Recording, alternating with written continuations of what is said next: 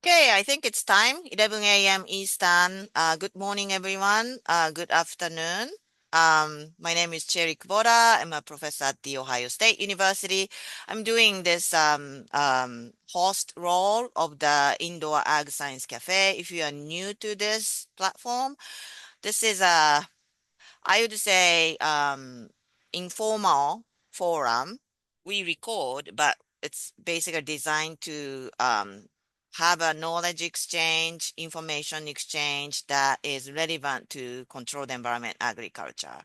Originally started with OptimIA group's outreach activities. So originally we focused on indoor vertical farms, but now we have included two other groups, ADVANCEA and CEA HERBs, um, also funded by USDA, and then expanded the scope, not just indoor vertical farm, but any CEA controlled environment, greenhouse, simple structures like high tonal. So, just wanted to advertise opportunities for academic and industry speakers. So the previous ones you can find in OptimIA website. So we have a great archive there. Um, some of the talks are not recorded. That's based on the desire, uh, uh, by speakers. But we have academic speakers, industry speakers, just a few example pictures shown below. But academic speakers basically sharing recent research updates.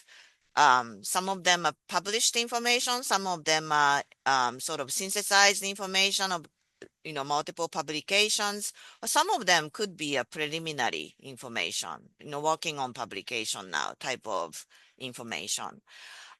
Sharing knowledge or great opportunities for graduate students or postdocs to do webinar and a very friendly.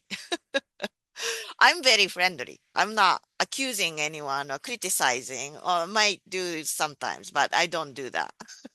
So it's a really nice setup for students and postdocs. So if any of your lab members, if you're listening to this, wanted to do, I think it's a great forum. ASHS does that too, but it's more for professors, I think, ASHS. So I think it's a great for students and postdocs. You can do a join, so the multiple students sharing this hour to give a short presentations. That would be excellent. One lab, right? Um, all the graduate students, that would be excellent. I don't see any opportunities like that. So please think about this as a way to deliver your science-based information. For industry speakers, introducing, of course, your company. We had multiple speakers from companies in the past, introducing new technologies, new products to CEA community. So this is again informal setup. So it is nice to have that, sort of extended time to talk to the community instead of your company's platform. This is a sort of neutral or public space. So I think it's less marketing, although you can talk about the good aspects of your technologies. Of course, you can do that, but I just wanted to mention that it's a very unique opportunity. And sharing experience and lessons learned by or from your operations, particularly for growers, producers, that would be excellent. So we had in the past, introducing companies and what they do and what they grow. It's really good for any, participant sharing this space.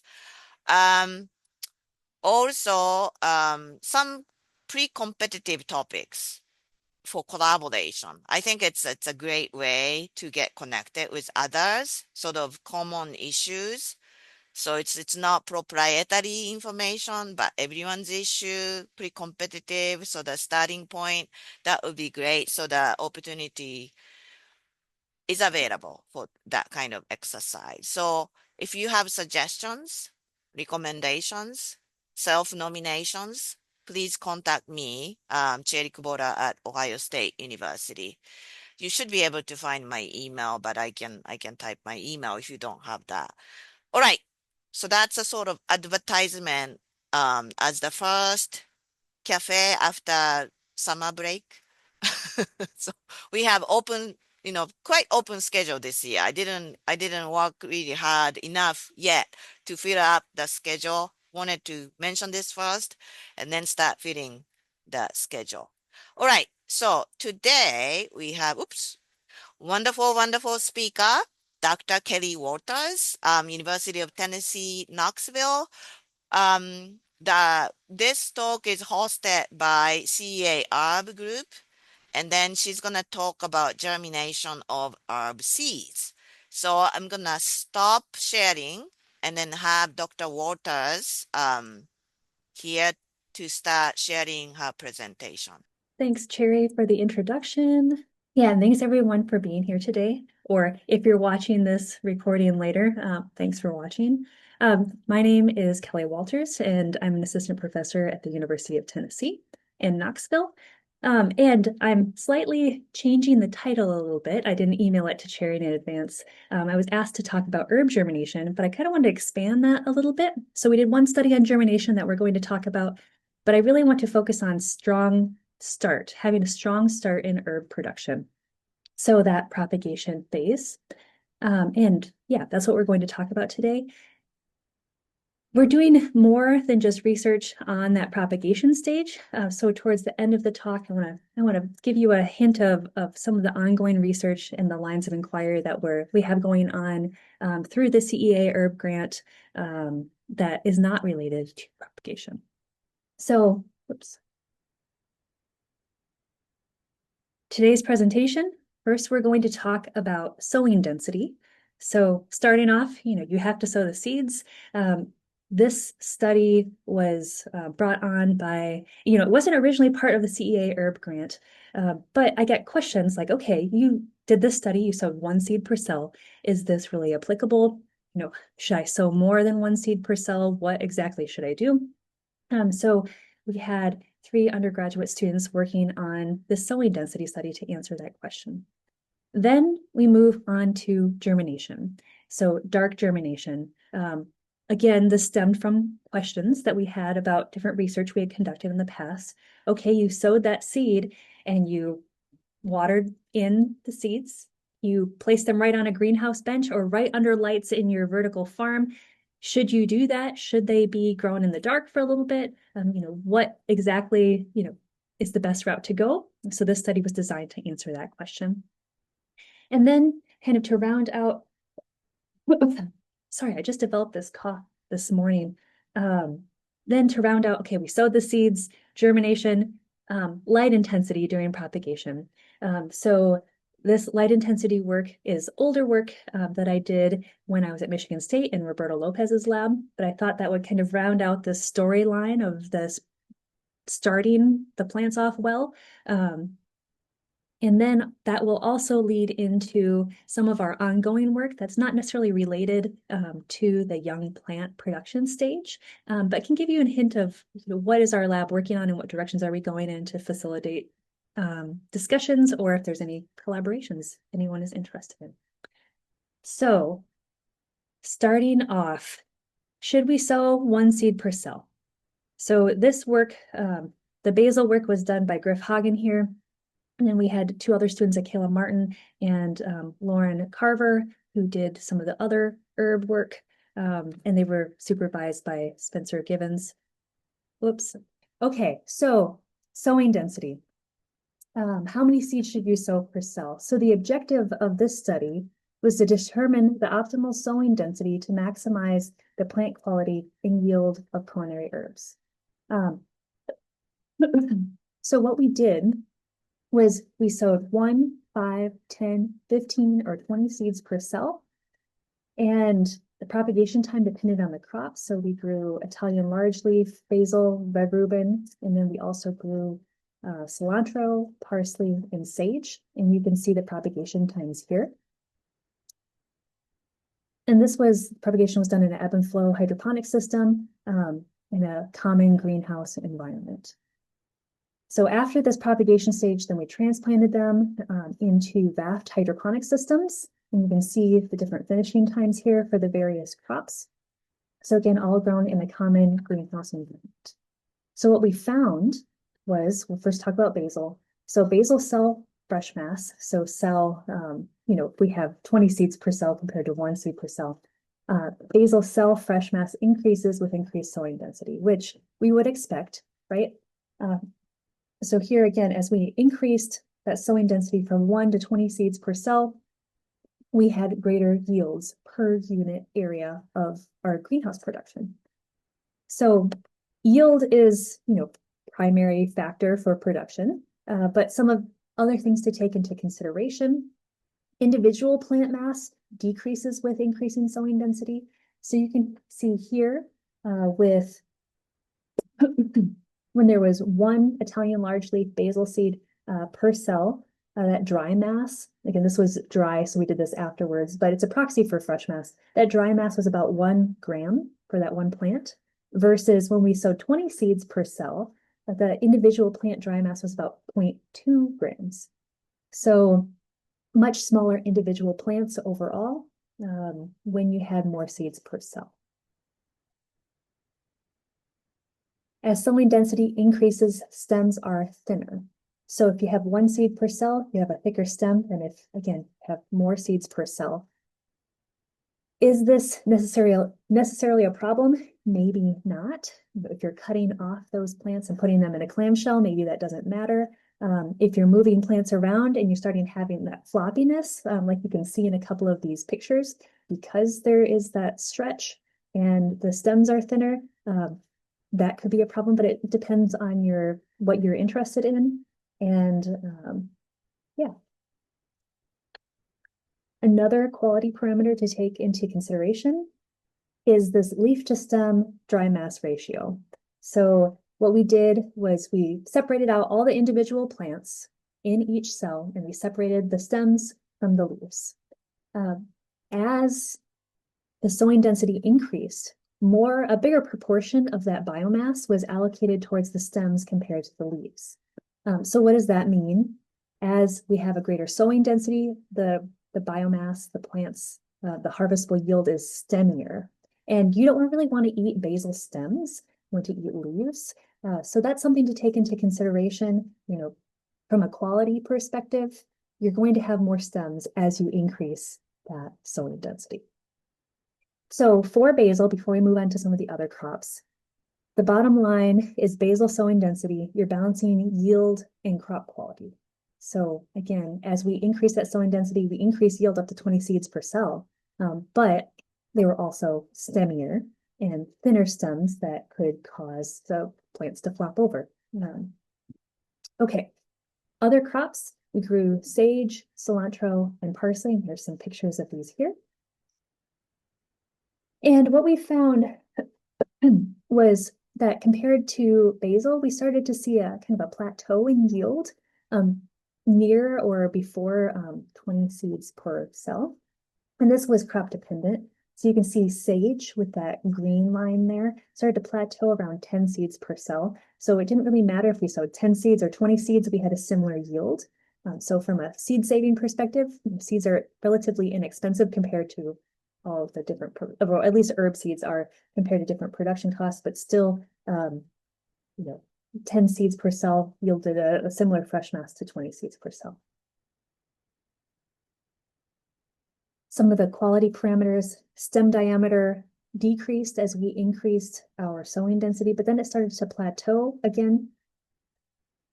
And then sage, similar to basil, we separated those leaves and stems. And in contrast to basil, we did not have a difference in that leaf to stem dry mass ratio. So here we have these two kind of curves. One of them is leaves and one of them is stems. And you can see that they're pretty parallel. So we did not have difference from a sage quality perspective. So for cilantro, parsley, and sage, for the greatest yield, but while balancing quality, cilantro about 18 seeds per cell, parsley 16 to 20, and sage about 10 seeds per cell. So that was for the production conditions that we use, for the production duration, for the cultivars of these herbs we use. For this, we had Oasis substrate with that multi-seed dibble. Now, if you are growing herbs in a different for a different production duration, say you're growing longer or shorter, these recommendations could change. Something else that to consider as you're increasing sowing density, that airflow around the plant is reduced because you have more dense biomass. That could cause some pathogen issues. We did not have any issues in our greenhouse, which was amazing, knock on wood, but it's something to consider as you're altering sowing density of your crops. So the next question, should you germinate in the dark? So we sowed the seeds, got that taken care of. Now we're moving on to germination. This work was conducted by Dustin Del Moro, and the objectives were to quantify the extent light can be removed during that first 5 days of seedling production. And then we wanted to know, okay, is there an interaction between that dark germination length and light intensity during propagation? So should our darkness recommendations change based on our environmental conditions during propagation? And then will differences persist? So we're doing something here and the plants are really small or just germinating, but does it actually matter in the grand scheme of production? You have this propagation stage and you transplant into a common greenhouse environment. Does it matter when you harvest? So what we did was we sowed seeds and then we either placed them right under lights. So this was all done indoors, right under lights, right after they were sown and irrigated. We covered them for 1, 2, 3, 4, or 5 days. And now during this 1 to 5 day period, they might have been exposed to a little bit of light, kind of like if you went in to check on your plants and you turn the lights on. So we weren't making sure they were completely dark, but they weren't growing under the lights. And then we had 2 target light intensities, our low and our high light, so 200 micromoles. So that's a daily light integral of 12 moles. And then our high light intensity, again, this was indoors, 800 micromoles for a 16-hour photo period, so a daily light integral of 46, so rather high. Again, we just wanted to see these contrasting trends, if these recommendations should be different.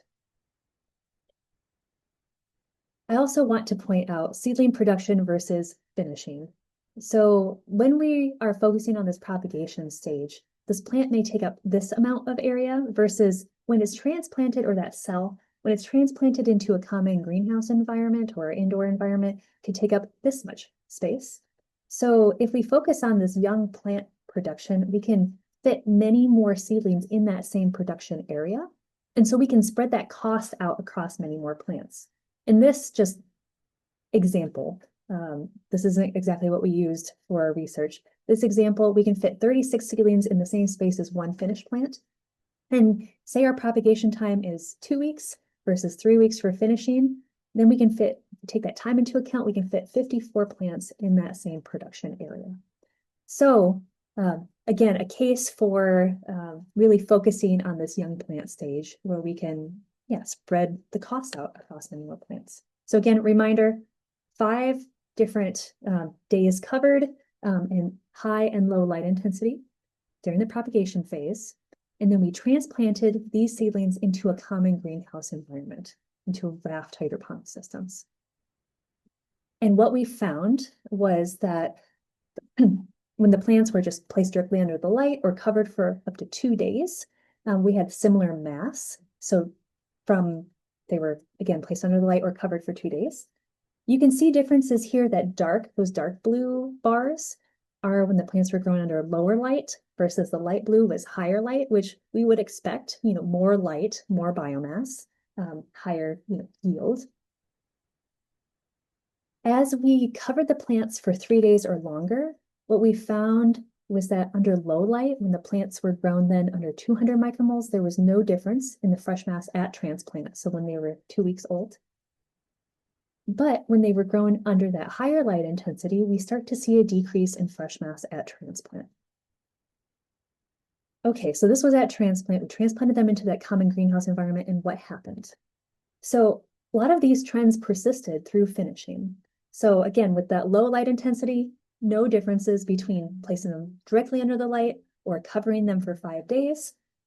But with that high light intensity during propagation, as we reached that 5th day covered, we had a reduced fresh mass that persisted through harvesting.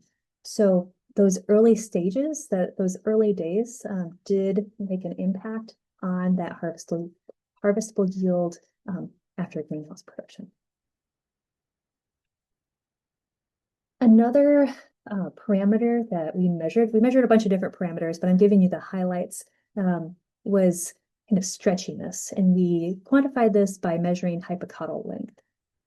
So again, placing directly under the light or covering for 2 days, we had a pretty similar like stretch.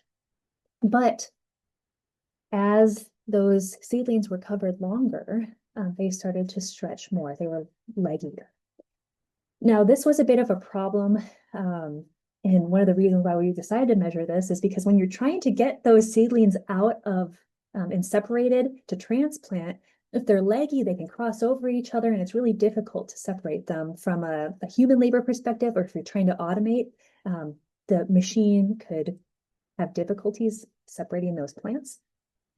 And some of those differences persisted through finishing in a common greenhouse environment. We transplanted them and they were still falling over, and it didn't work out the greatest. So wrapping up, should you germinate in the dark? You can if you want to. If you grow basil seedlings for 3 days or longer in the darkness, they'll start to stretch more.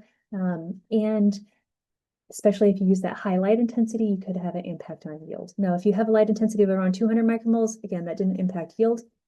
Yeah, so 0 to 2 days covered, that is completely okay. We also did this research with lettuce and kale and found very similar results. So if you're growing leafy greens and you're wondering about this, again, very similar results. 3 days and later, we start to have more stretchiness and some reduced yield. Okay. Those were the conclusions for that study. I'm going to talk a little bit again about some older research that we did at Michigan State. I was debating whether to talk about this because this isn't part of the CEA HERB project, but I decided that my goal for today was to talk about strong starts. So we sowed seeds, we had the germination, and now we have light intensity during propagation. And so this is sweet basil nufar, 2 weeks after sowing. In this study, we had 2 different carbon dioxide concentrations, 500 and 1,000 parts per million, and 4 different light intensities ranging from 100 to 600 micromoles for a 16-hour photoperiod. And what we found for basil is that carbon dioxide concentration did not impact fresh mass. So we're just going to remove that line here. But you can see from these pictures that altering that light intensity during propagation altered the yield. So shoot fresh mass, here's the fresh mass of individual plants here. So increasing that light intensity increased the mass of these plants. Again, this was at transplant. After growing in a common greenhouse environment, what we found, again, the difference was only during propagation. What we found was that a difference in fresh mass persisted. And so we have an 80% increase in mass from 32 to 58 grams as we're going from 100 to 600 micromoles per meter squared per second. So we know light intensity has a big impact on yield, right? Because we need light to fuel for energy for carbon fixation, and not just for biomass, but we're growing herbs. We're not growing herbs just to eat in a salad normally. I mean, you can eat it as part of a salad, but we're growing herbs for their flavor, for their aroma. And how we grow plants can drastically alter this flavor and aroma. So what about flavor? Now, previously, some previous work we have done with flavor and aroma, we quantified 4 or 5 different compounds that were important contributors to flavor and aroma in basil. And so you can see some of these here, some compounds that have anisey or clovey, eucalyptusy, and fruit loopy flavor and aroma. And so we quantified these, and we know that the concentrations of these compounds change with changing environmental conditions. Then we also did some work with sensory preferences because we can quantify the compounds, but what do consumers actually think? So here's some pictures of the setup. Again, this was, I think, around 2017 at Michigan State. The panelists here were tasting basil. And what they found, again, with this light intensity study was consumers, again, just eating basil plain, they most preferred the basil that was grown under 200 micromoles for the 16-hour photo period. The higher light intensities, it's like, okay, what's going on here? You can see this red curve flavor pretty well mirrored the overall liking. Now, what consumers said was those grown under 400 and 600 micromoles, it was very strong. That basil flavor was very strong. And at 100 micromoles, they said it was so weak, it didn't taste like that characteristic basil that they like. So 200 micromoles was the sweet spot. But this was just consumer preference, and different people have different preferences. And there's a lot more compounds that contribute to flavor and aroma. So hold that thought as we talk a little bit about kind of what's next, what else we are working on in my lab currently. So again, we're shifting from that young plant stage, that strong start. So hopefully you have some insights on starting culinary herbs, but we're also working on air and nutrient solution temperature interactions. So we have this temperature response curve on the x-axis, low to high temperature. On the y-axis, we have our biomass accumulation or developmental rate. You can insert your parameter there. And our hypothetical temperature response curve will look something like this. Here we have the base temperature. So that's where we're going to use biomass accumulation as an example. Our biomass accumulation is 0. So that doesn't mean our plant is dead. It's just not growing. As we increase the temperature, that biomass accumulation rate increases somewhat linearly until we reach the optimum temperature. That's the point at which the biomass accumulation rate is the greatest. As we further increase the temperature, that biomass accumulation rate starts to decrease fairly rapidly until we reach the maximum temperature. Now, we did some work on the interaction of air temperature and nutrient solution temperature because, for example, and this was done by Spencer Gibbons. For example, the optimum temperature for basil, well, it depends on some environmental conditions, but it's pretty warm. It's around 30 degrees Celsius. So say you're growing in the wintertime with other crops and you don't want to heat your greenhouse to 30 degrees Celsius. We thought, okay, could we just heat that nutrient solution that the basil is growing in to increase yield? Or for other culinary herbs that have a lower optimum air temperature, maybe we could, in the summertime, cool that nutrient solution because we can't cool the greenhouse enough to meet the optimum temperature. So that's what we were investigating. So we sowed 12 to 15 seeds per cell based on that seed germination study in ebb and flow systems. And we had 2 target air temperatures, 20 and 30 degrees, average daily temperature with a 5-degree diff. And for finishing, we thinned to 16 to 14 seeds per cell in raft systems.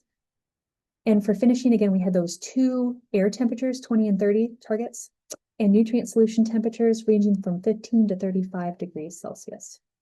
Now I'm just going to use this one example. I know these graphs are bare to view, but we have this low nutrient solution temperature of about 15. So we chilled the nutrient solution in a low air temperature of 20 degrees, and that cell mass was about 6 grams.